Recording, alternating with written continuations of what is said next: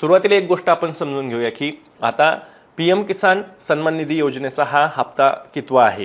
तर हा 19वा हप्ता आहे आणि पीएम किसान सन्मान निधी योजनेच्या या 19व्या हप्त्याचं वितरण हे पंतप्रधान नरेंद्र मोदी यांच्या हस्ते करण्यात येणार आहे। याच्यामध्ये जर का आकडेवारी बघितली आपण तर साधारणतः 20,000 कोटी रुपयांचं वाटप हे 18व्या हप्त्यात पंतप्रधान नरेंद्र मोदी यांच्या हस्ते वाशिममध्ये एक कार्यक्रम झाला होता, तिथे करण्यात आलेलं होतं आणि त्यातून जवळपास राज्यातील 91 लाख शेतकऱ्यांना त्याचा लाभ मिळाला होता। 9,40,00,000 शेतकऱ्यांच्या बँक खात्यावरती देशभरातील पीएम किसानच्या 18व्या हप्त्याचं जे काही वितरण करण्यात आलं होतं ते जमा झालेलं होतं। त्यानंतर मुद्दा असा आहे की आता ह्या 19व्या हप्त्यात किती शेतकऱ्यांना राज्यातील लाभ मिळणार आहे।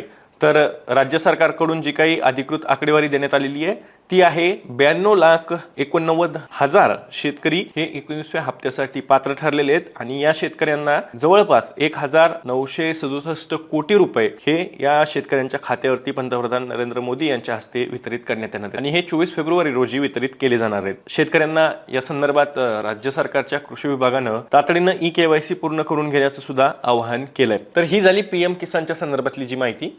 पण मूळ मुद्दा असा आहे की शेतकऱ्यांचा प्रश्न हा आहे की नमो शेतकरी सन्मान निधी योजनेचा आणि पीएम किसानचा एकाच दिवशी हप्ता येणार आहे का। तर असं होणार नाहीये। त्याचं कारण असं आहे